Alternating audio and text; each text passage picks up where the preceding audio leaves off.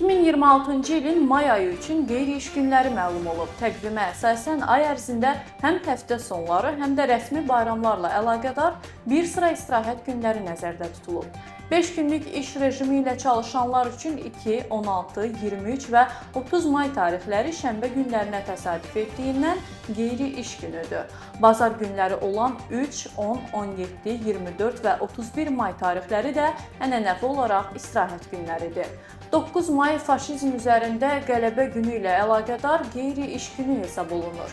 Bu tarix şənbə gününə düşdüyündən 11 may əlavə istirahət günü kimi müəyyən edilib. Mayın ayının sonunda isə ardıcıl bayram günləri qeyd olunacaq.